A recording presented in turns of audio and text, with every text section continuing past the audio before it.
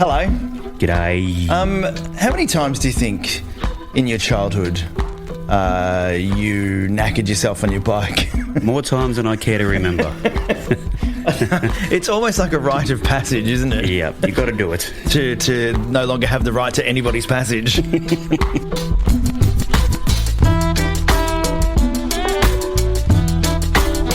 The Brown Podcast. Today's guest, Brandon Loupos, is arguably one of the best bike riders in the country.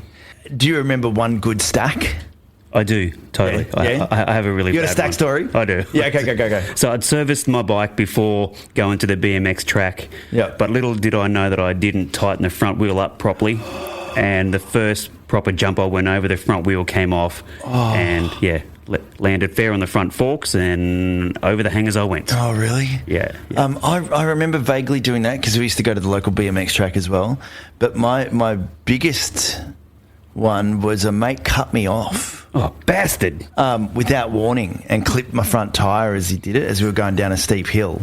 And I've literally gone straight over the handlebars, like full on, and then skidded down the road on my knee and my shoulder, and I still don't know how I did it.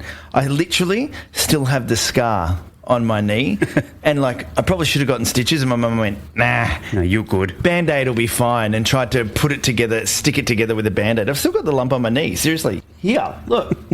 For those of you that can't see it. Yeah. I've actually got a lump on my knee from that moment.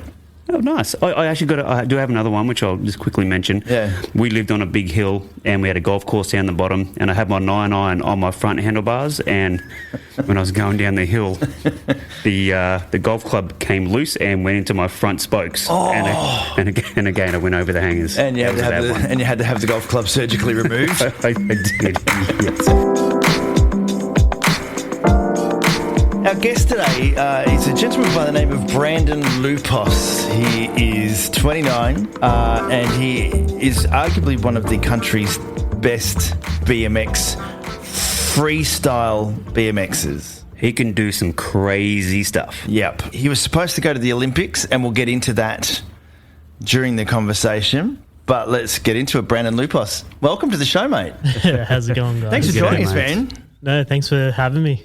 What do you call yourself? Are you a BMXer? Are you a BMX rider? You're not a racer? BMX freestyle rider. Yeah.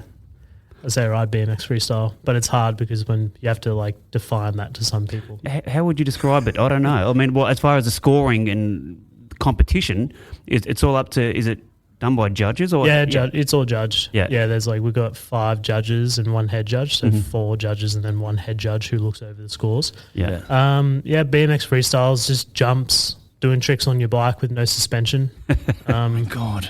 Yeah, so it's pretty fun. I've been doing it for, I started riding when I was 10 and I'm 28 now, turning 29, so 19 years. How's the body 29. How's the body fare after 20 years of doing it? To be honest, pretty good, man. Yeah. I think the gym has a lot to do with it. Eating better and staying off the bad foods. Yeah. Also helps. But yeah, most of it, obviously, I have friends of mine who are younger than me and they look older than me. So it's pretty funny that self-care is a lot. As long as you're taking care of yourself, you can do it forever. I have friends of mine in their 50s still progressing in the BMX world, and they're really good, and they're still competing at an elite level, and obviously I want to be like that, but it's more mentally draining than physically draining. Having to finish a season and then you're all right, you got two months off with your family and stuff, and then you got to go do it all over again. And you're always never in one place. You're always to and from locations, doing World Cups, doing X Games, doing World Championships, doing everything there is to do. Obviously, it's fun. It's not a bad thing. It's a blessing to be able to do what I do. It's just a lot to handle when you're away from family and friends and loved ones for 10 months of the year. And how do you get into a routine when you're doing that much travel? Is there a routine that you can get into? It's just staying disciplined, really. it's for me, staying disciplined is staying active. So when you stay in a routine, when you're away from home, is the hardest thing to do, right? Yeah. So the best thing for me, it's kind of hard to like define what that means because we've been in COVID for 2 years. So it's like no traveling and no anything like that. But since I've been back and forth from Adelaide seeing my girlfriend. It's just a lot of like, I guess I could do this in the backyard, or I could, I've got these bands here, I could do some work on the bands, or there's a gym up the road, we can go to the gym and do stuff like that. There's always stuff you can do. It's just it's just fighting the feeling of comfortability, being like, it's all right, take the day off today. Yeah. Oh, don't need to do that today. That's my problem. I've taken my life off. Yeah, I've taken the last 2 years off. Yeah. Just going to take a day off. Yeah. 2 years. Yeah, but for me, I can't do that because I start getting like sad. Yeah. Like I start being like, if I'm, a week behind, then I'm a week behind. Yeah. Well, that makes sense, doesn't it? Yeah. I'm a life behind at the moment. It's just not working for me. Got to change my routine. Yeah, but you're not an athlete though. Come on. No, hey. This body spells athleticism. So how do you go from being like a 10-year-old on a bike? Because, I mean, you would have had a BMX, I've had a BMX. How do you go from being that guy that liked to, pop a wheelie or jump up a gutter or whatever, to then going, okay, you know what? I reckon I can go upside down 3 times. Yeah, it's just loving riding my bike. That's all it is. It's like I started riding in the street just like every Australian kid with a BMX, jumping off gutters and with their friends in the street and going to parks and making little makeshift jumps and, watching their friends, stack it, and then you're just laughing at them, and then they break their bike and you're just like, we've got to go find a new one. My new bike, my first bike was from the tip. So like my dad was dropping, I don't know, he was at the tip for whatever reason, dropping something off, but he saw a bike and decided to bring it home and brought it to me, and then that's it. It started from there. That's a pivotal moment, isn't it? Like just something as random as that. So I always remember I had a BMX and I loved this BMX and we used to take it to parks and throw it around and do jumps and all that kind of stuff. It was awesome. Yeah. And somebody stole it. Yeah. It was outside of a news agency in Baronia in Melbourne. Dogs. And I walked in for 2 seconds, came back, bike gone, and some elderly man about a week later found it upside down in a river and swum in and got it. Oh, no. And I got my bike back. How did you get it back? How did you know where to return it to? He just took it to the local cop shop at the time, and I got my bike back. And I swore that I was going to become a BMX rider then. You kind of fell short. Very short. As long as you have a bike or a BMX rider. Oh, yeah, that's nice. That's so valid. It's like it's a lot of people like. If for me, I'd want to grow up being a football player or something. Yeah. But my validation is being in the NRL, right? Yeah. And being like, I'm not a football player until I'm in the NRL. But for every kid on earth that wants to be a pro BMX rider, like, I want to be a BMX rider one day. Like, if you own a bike, you're already a BMX rider. So it's a big community. Okay, I need to go and buy a BMX because I'm a BMX rider.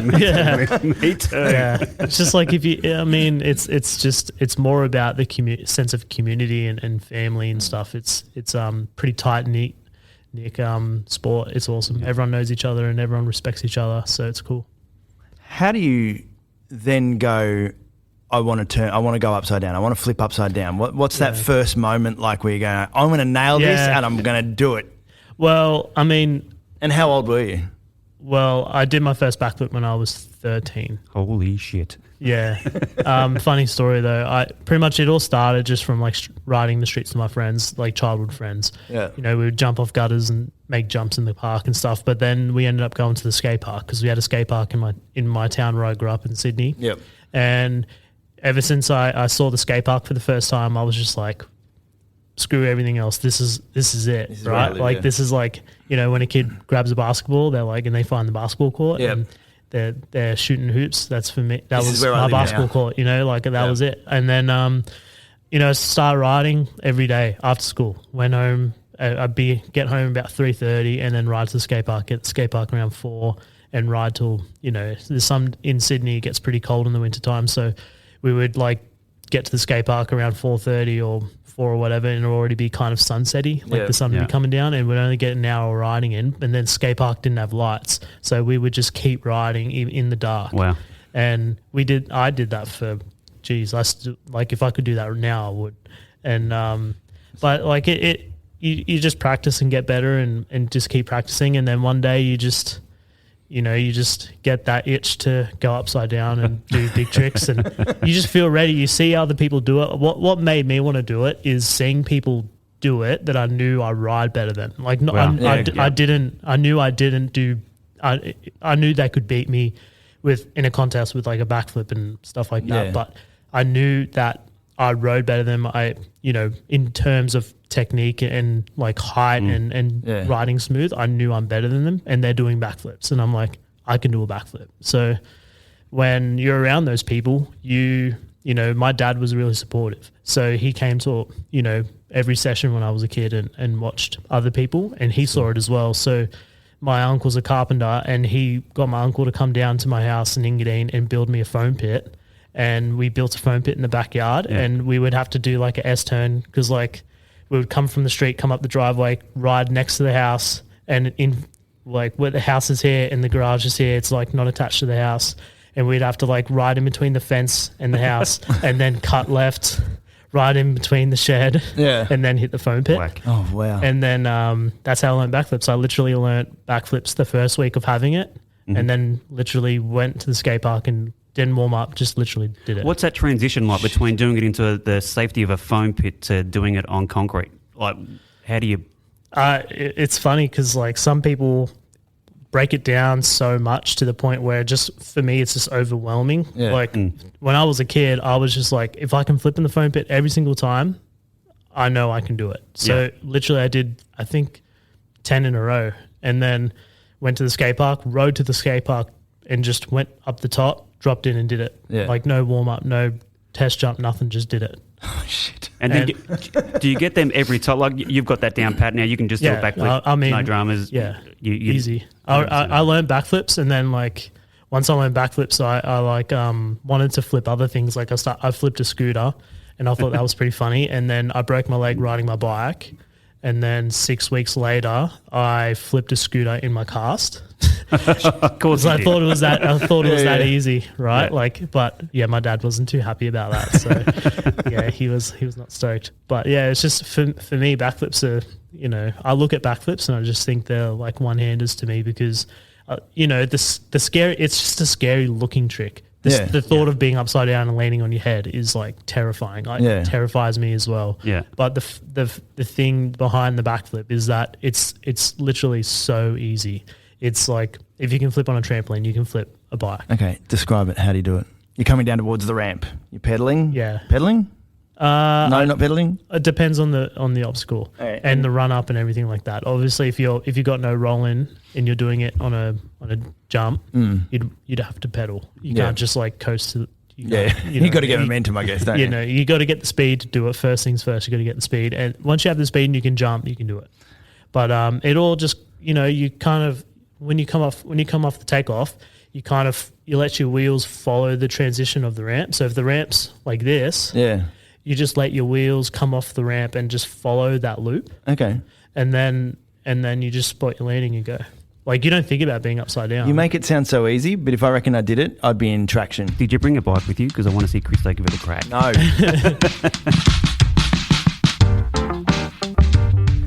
So then how do you go from 1 to 2? Going, I can do this one flip. I'm now going to do 2 or 3. Well, I learned backflips when I was 13 and did my first double backflip when I was 18. Oh, that's a fair time between the two, isn't it? Yeah, well, a lot of it had to do with facilities, right? So my first double backflip I ever did was in America. So, was it? Okay. Yeah. So like my first flip I ever did was at Engadine Skate Park in Sydney. Yeah. So you can't just do a double backflip on that same setup, Yeah. So I learned, obviously you do flip variations first, like flip no-hander, flip tail whip, flip bar spin, where you turn the bars around the whole way around. Okay, yeah. And you learn flares, which is a backflip where you land in the same ramp you take off in.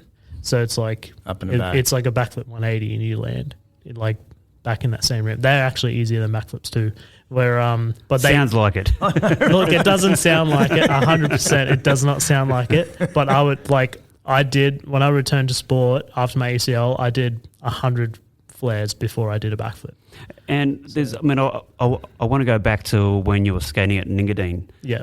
Well, riding your BMX. What's your relationship like between skateboarders and the BMX guys? At that skate park in Gadeen, we were all friends. We all knew each other and stuff. So we were all mates. Nice. Like if one crashed, we're all there with them. Doesn't matter what instrument we're on, you know. But then you definitely go to some skate parks. Like I was abused at Bondi when I was 13 or 12 or something. Really? Yeah. Yeah, by like this old freaking Gronk 40-year-old skater.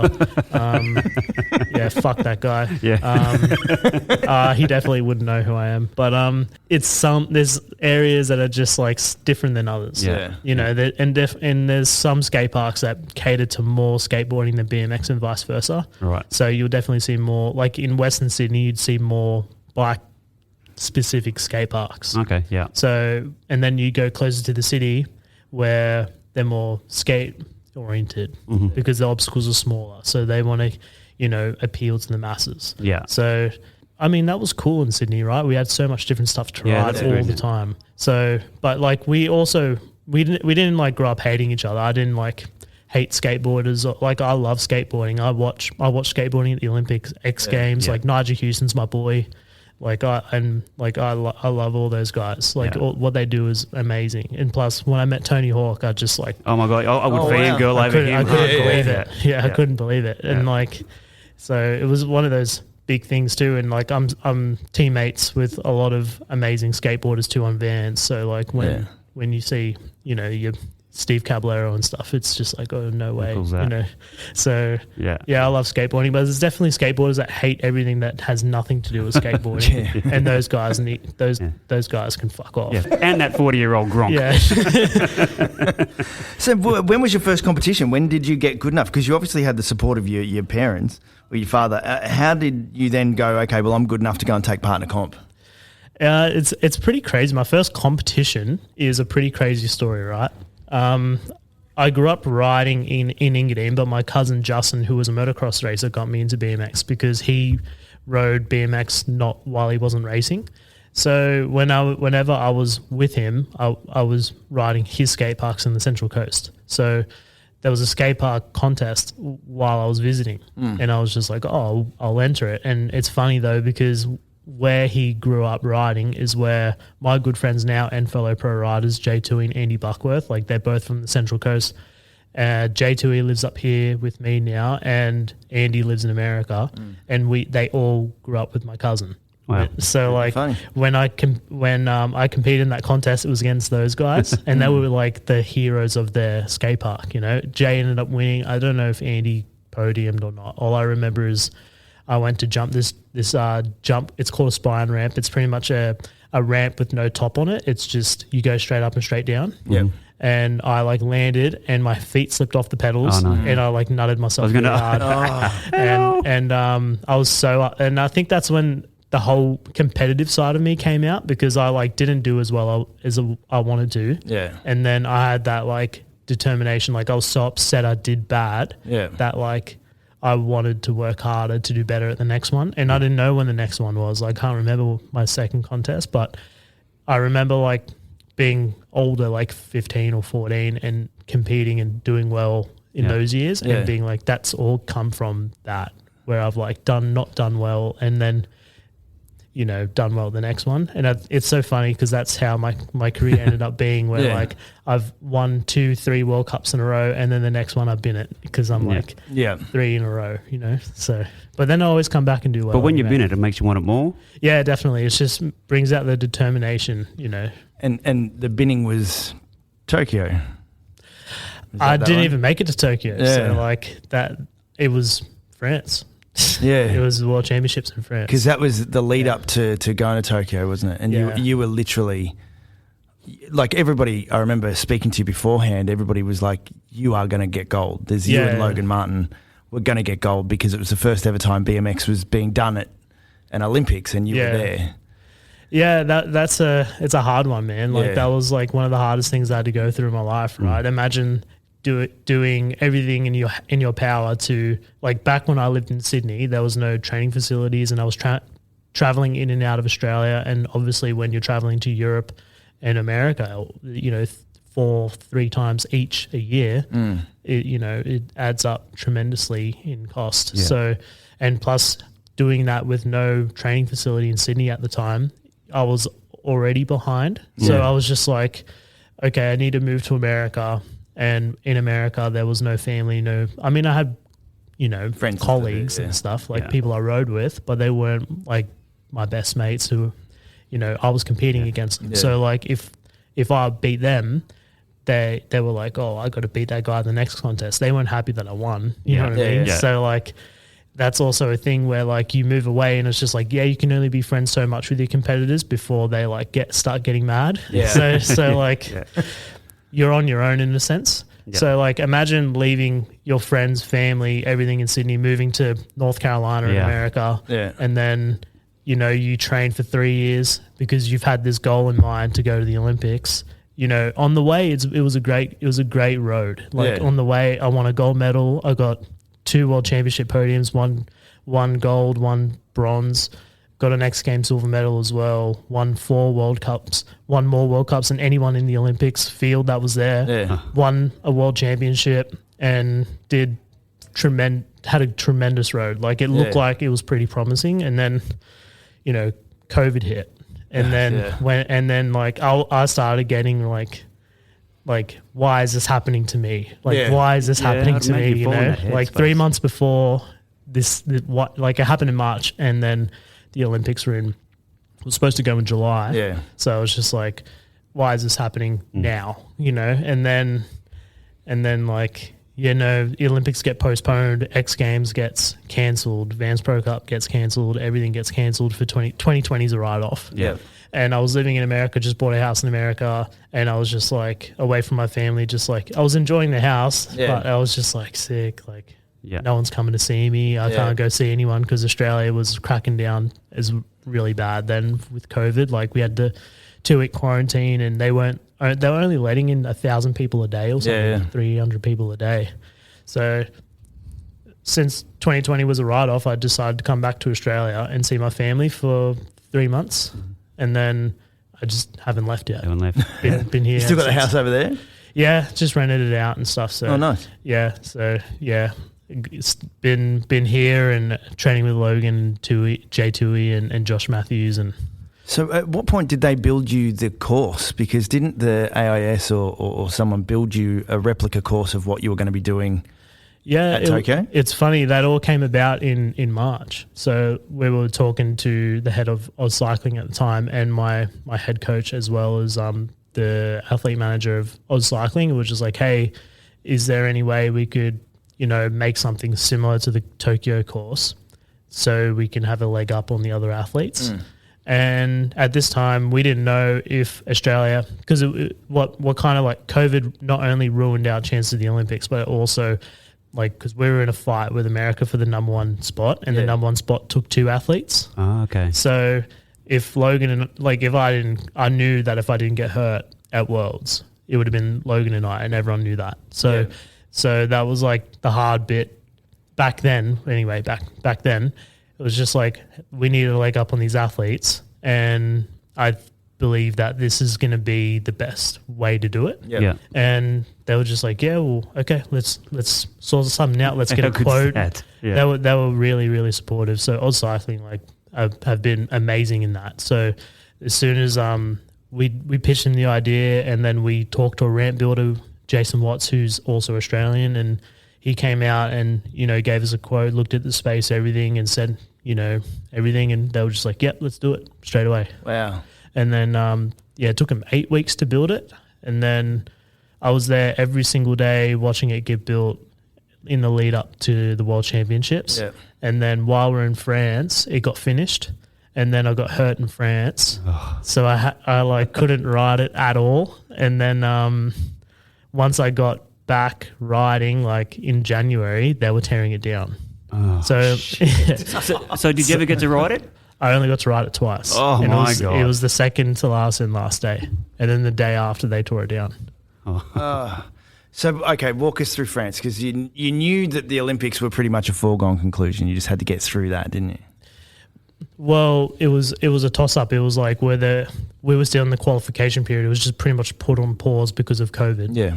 And we had a World Cup to go. We had a World Cup and something maybe 2 World Cups left. And pretty much whoever was going to finish in front of America or Australia was going to get the 2 spots.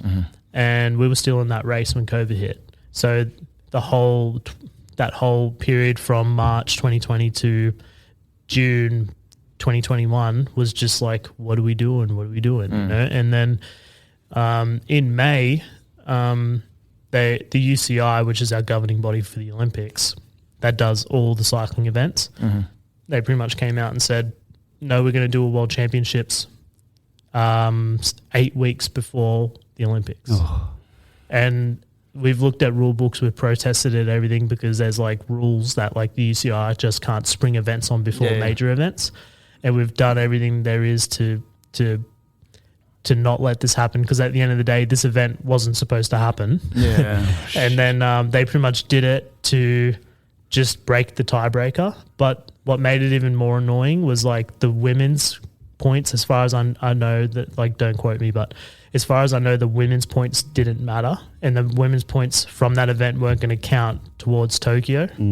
So, because if they did, they would have sent a woman, and they didn't send a woman. So like, it was just the male, and then so it was just myself, Logan, going to war against the Americans. And the Americans, we were like watching them practice, and Logan and I were just like laughing. We were just like, we've got this, you know. And then, like, I felt amazing in that lead up. Like, I felt I was doing tricks like that have never been done before on ramps and stuff like that. So it was just like, I'm ready to go. Like, I'm ready to go win this world championship and go win the Olympics. And then, you know, freak accident happened. Like, it wasn't my fault, wasn't anyone's fault. No one could have seen that coming. So what happened? You know? I did this trick on the spine, which is like a spine with no top on it, and it's a jump with no top on it. It's called a backflip triple tail whip. It's never been done before in a contest on that ramp, and I landed it perfect. Like you wouldn't think anything happened. When you watch the video back, what happened, you're just like, what? Like, you just stopped. Why'd you just stop? Because I landed perfect, but then when I landed, my ACL just ruptured. And when I landed, I felt this pop in my knee, and I was just like, what was that? Straight away. Yeah. Like, I was just like instantly scared. Did it hurt? No. Or was it just like what the hell? Yeah, it was more like it didn't hurt. It was just more like, it was such a weird feeling, because like as soon as it popped, I was just like, oh my God. Something's not right, you know? And then I fell on the ground, I started crying, and then I was just like my team manager from Oz Cycling was there, Wade Boots, and he was just like, grabbed my arm, and he's like, everything's going to be okay. And I was just like, no, we're done. That's it. I'm not going to the Olympics. That's it. Fuck. I can tell. Yeah. And then we did some tests on my knee and stuff like that. The medics did tests on my knees, and we strapped it up, everything. And then my ACL was obviously gone, but the medics didn't know how to do an ACL test, and they didn't do the ACL test on me. They just checked that my knee was like generally okay, and then they're like, does this hurt? And I'm like, no. They're like, does this hurt? No.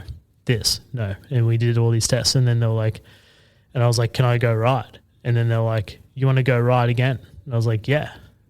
And they're like, really? I was like, yeah. And then they strapped it up, and then I head back out there, put my pads back on again, and you know, sat back on top of the ramp, ready to go again. And then when they called my name, I was white as a ghost. Like, my girlfriend was watching the live stream, and she was just like, yeah, like, you look like shit. Yeah. and I was like ready to go again. I remember this like clear as day. I was ready to go again, and I was pedaling to drop in. And when I was pedaling, my knee went kung, kung, and snapped and it like slipped.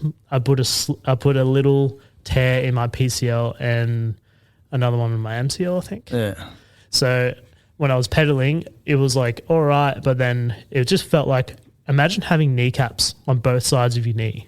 You know, when you bend, my knee just did that and that and that and that every time I pedaled. And dude, that was like the worst thing ever. Yeah. Like, walking off that course, I just felt so ashamed. So you you obviously didn't even attempt anything on that No, one. I backflipped the box and landed and just like sat. There's a quarter pipe, which is a ramp you do come up and come straight down after. I like landed on top of that, like did the backflip, landed sitting down, and then rode up on top of that, saluted the crowd, and That was it. that was it. So I went in underneath the there's like a grandstand. I went underneath the grandstands and just Bald. contemplated life. To be honest, I was just like, this fucking shit. Yeah. This is the Brown Park Podcast. Now, a word from our sponsors. This is the Brown Park Podcast with Christo and Dion. Now back to the show. So that obviously put you out of the Olympics, and your mate Logan went on to do what you both were going to do. Yeah. Which was win gold. Well, it was a pretty shit time. Yeah, To be honest. Like he came up to me straight away. He was like the first person that came up to me and was just like, look, you can't say you weren't like hungry for it. Like you tore your ACL and then did your knee again and you still went out there. Yeah. Like that just shows how much you wanted it. And like, to be honest, I did want it. I still think about what if, and I still live in the past sometimes thinking what could have been different. But at the end of the day, what I've learned in the past 6 months is that like you can't think about what happened yesterday. You just move on and because you can always be better tomorrow. But what makes it so annoying is that there's like it's just the ACL. Like the ACL was just so unpredictable. It's just like it's almost like a trigger where it's just like, oh, like if it feels like going, it'll just go. There's no warning, there's no weakness, there's no soreness. It just happens. And will it happen again, or you don't know? Is it just one of those things that it could happen again? Well, it could, it could happen again. It's not very likely it'll happen again. I mean, I'm saying that out of assurance. Good one. You manifest that. But it could happen again. But at the end of the day, I got an artificial graft in my knee, as my new ACL. I got an Achilles tendon as my new ACL, and it's thicker than an actual ACL. And it's stronger. So if it were to go again, it would have to be a lot harder than what it was.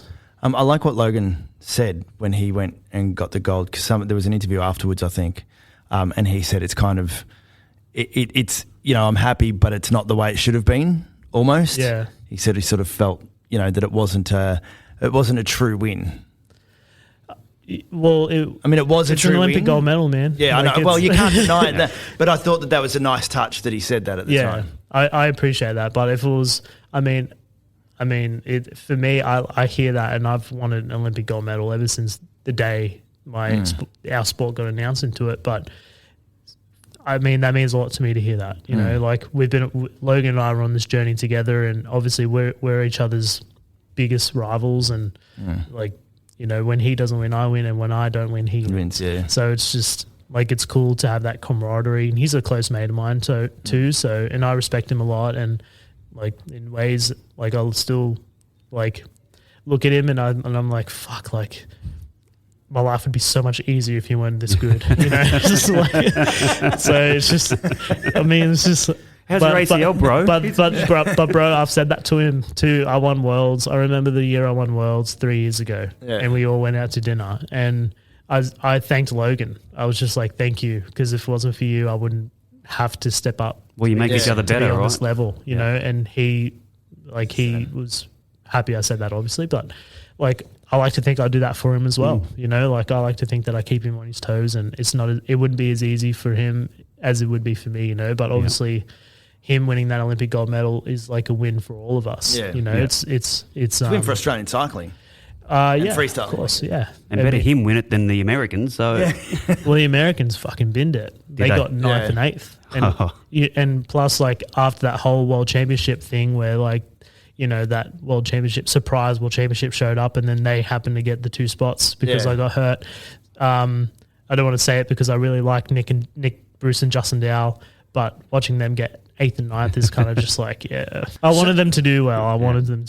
And I feel like an arsehole saying that, but it's just like, I just can't help but think like that should have been, like I should have been there, but I'm just jealous. So it's like going back to the skate park where you could see other riders but you were better than them, and that's the same, I guess, in this situation. You can see that you're better than them. Yeah, and that's a hard part because I was the only guy at the not at the Olympics that's got world championships and World Cup wins. Can I just ask, just going back to France, and I don't want to dwell on it too much. No. How did that affect you mentally? Oh man, it was bad. Oh yeah, like I full went into a mental breakdown. Yeah. And what made it even harder was because imagine this, right? Imagine training 3 years for an event. Yeah. Rupturing your ACL at that event, halfway to go in your run, and then you knew you were going to do well. Yeah. At least enough to beat the Americans. Yeah. And then you rupture your ACL, and that event shouldn't have even happened. And that event statistically shouldn't have happened. You would have been bitter. And then politically shouldn't have happened. Yeah. And then you fly back to Australia. Takes us a day and a half to get back to Australia from France. And then you get stuffed into a hotel room for 2 weeks. Shit. And then on social media, you're seeing everyone get announced on their Olympic teams. Yeah. You see all the interviews come out. You see everyone congratulating everyone, and no one, just crickets. No one's fucking talking to you. What's I remember you putting up a post at the time, sort of saying, "I'm okay, I'm here," but fuck. And that was like the hardest part, was that hotel quarantine for sure. And it's hard too, because in that hotel quarantine, I was cycling and my doctor did everything they could to get me to get scans to see what was up with my knee. And we ended up getting an x-ray on my knee. They let me go get an x-ray on my knee, but not an MRI, because obviously like you can't see ligaments with an x-ray. So they just wasted my time getting an x-ray on my knee. It was like Brisbane Hospital or whatever. Yeah. So they took me out of my room and got me into an emergency x-ray. And then they just said, "Oh, nothing's wrong with your knee. You're, But you could have told them that anyway, right? But I was just, and I said that to him. I was like, "You're not going to tell with an x-ray. We need an MRI." And they're like, "Nope, nothing's wrong with your knee. Sorry." And then I had to, like, going through that and having someone tell me there's nothing wrong with your knee, stop faking it. Oh my God. While with all that stuff going on. And I was just like, what the heck, And then I got out of hotel quarantine and then got an MRI that morning. And then when the results came back, I was heartbroken, torn ACL, 6 months, whatever, minimum. And then after that, it was a hard pill to swallow, man. Like I was just like... So how do you do it? I mean, how do you mentally get out of that rut? You just, for me, what was hard is what made it a lot easier was just loved ones, right? Yeah. Like my girlfriend's an Olympian. So she went to Tokyo for track cycling. So she was on the journey with me from the day it started, and then that, like, it was hard for her to be there for me when she needed me to be there for her with everything that was going on with me, and then and it was hard too, because I got out of obviously when you tear your ACL, everyone's like, okay, we'll just go get ACL reconstruction and then you're all right. But 6 weeks after I got a hotel quarantine, I got surgery because Oz Cycling didn't want me to go get surgery with my weak leg. So they were like, you got to get your leg strong, get your quad strong, hamstring strong, calf strong, everything strong, then go get surgery. So that when your muscle mass comes down, it doesn't come down as much as if you didn't anyway, which is a good idea. I'm happy I did it, but it's just one of those annoying things too, because what led to like my mental breakdown was getting after that surgery. I got it on the 24th of July and the Olympics were on the 1st of August. So I was like watching the Olympics, icing my knee on the couch at home. And that was like fucking terrible. I could not imagine how that would be. And knowing, in the same with you, saying like, like I know I can beat those guys sitting on the couch at home. And then what kind of like made me annoyed, I was happy, but also like, I guess in the headspace I was annoyed. They like mentioned my name on the broadcast. Like they said something about like training hard with Logan, getting him ready to come and take gold or whatever. And I was just like, just don't say my name. Yeah, you don't even. Just don't say my name unless I'm there. And then that next day, I texted my doctor, and I obviously going through that the last at that point 2 months of just everything that's just happened, and I'm just like, look, I need help mentally. Yeah, good one. And then it's good that you had the courage to do that, because a lot of people just bury it. Yeah, I mean, what made me kind of do it was like just mates. Like I had a good mate of mine, Hagen, who I've known for years, like more than half my life. He owned a skate park I grew up riding in Sydney Olympic Park called Monster. Yep. And he just called me, was just like, look, man, you're not well. Like you need help and you need professional help. Yep. I was like, okay. And then I called my doctor and told her this is what I want to do. And then she called Rabina Private. Rabina Private checked me in, and then I was psych ward for 9 days. Mm-hmm. So I was there seeing psychologists and learning how to meditate again, and no coffee, which has been great. What?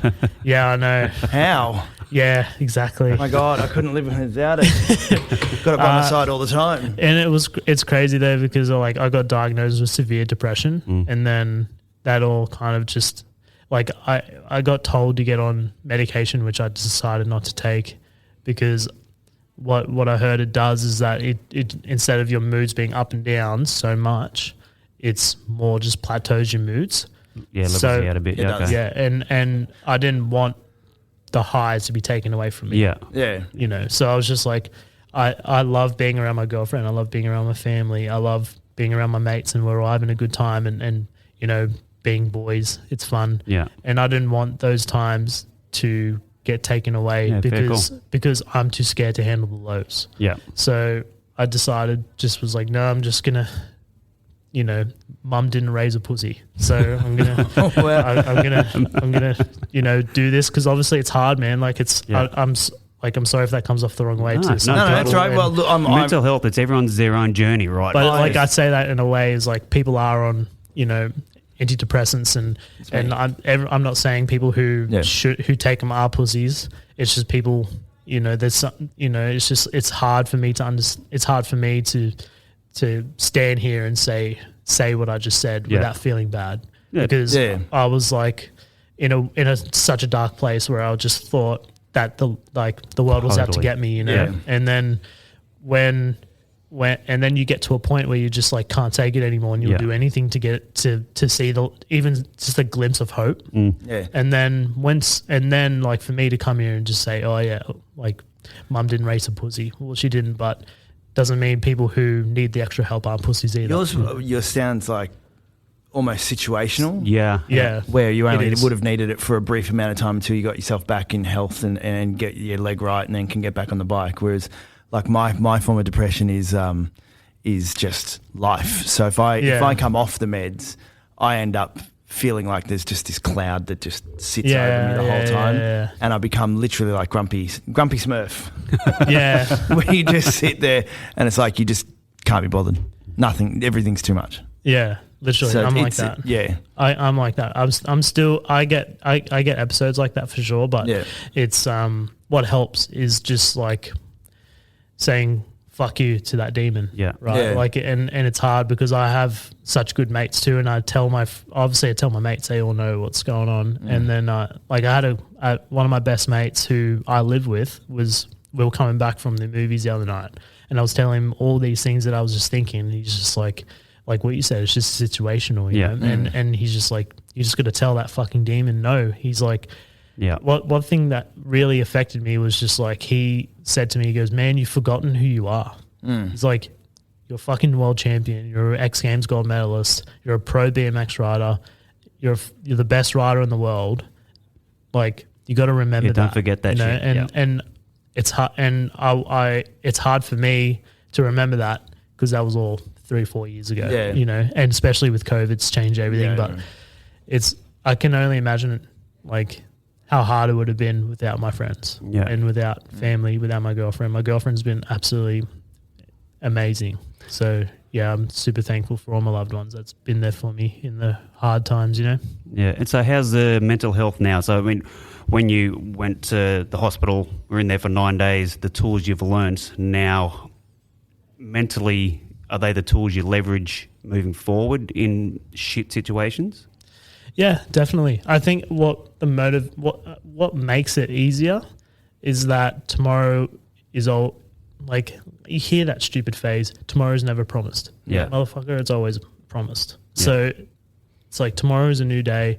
You'll always wake up, and yeah, there will be a day you won't wake up again, but you won't know. Yeah. It'll just happen. Yeah. But then, like, why think about right now when you have to think half an hour, maybe tomorrow ahead? Just be like, yeah, what's going on right now is shit. Yeah. But you're gonna feel you might feel less shit tomorrow. Yeah. You know? And just wake up. You got to do stuff. Like for me, staying active is a thing. Like, well, it's proven. It's being active with depression is a big thing. You need to do it. You need to move. and it's hard too because like I'm the guy that will go home and sit on the couch and watch YouTube for 7 hours, 8 hours. You know, so Go down that rabbit hole. and that and what I know, and then you learn about yourself. You learn about your depression. You learn what your triggers are. A massive trigger for me is my phone. Yeah. Like, and staying away from my phone and being in dark places. Yeah. You know, like the most toxic situation for me is being home alone in a dark room on my phone. That's like, But that's his idea. That's Christo's ideal night out. That's my idea of heaven. Everybody leave me alone. No, but like for me, like it's weird. It's weird because like me being on my phone isn't texting people or watching videos or going on Instagram. It's playing this stupid game on my phone, and it's called Sort It 3D, and it's like you get a bunch of cups, and there's different color balls in the cups. And you just rearrange the cups. Yeah. And I'm on like nearly level 40,000. And I downloaded it in 2020. I'm trying to find other things that are more productive. Like I've, started writing a little bit, started reading, got this book, and my girlfriend's a massive reader, so she encourages reading. Yeah. Yeah, good one. And obviously getting tattooed. I've been getting tattooed a lot. So I've had 6 sessions on my thigh alone. And that was like way more painful than any freaking other tattoo I've ever had in my life. Yeah. Because he goes all the way up to like my my hip flexor. Oh, shit. So like having That would hurt. it sucks. Yeah. And especially when that part of your body doesn't see the sun. Yeah. So like there's a reason why people get drunk and slap each other in the inner thigh because it hurts. So imagine getting tattooed in there, Look, Brandon Loupos, you're an absolute legend. Look, I would love to see you get to Paris, as I'm sure you would, but step by step. And congratulations on everything you've achieved, man. Thank you. Appreciate it. Thanks, boys.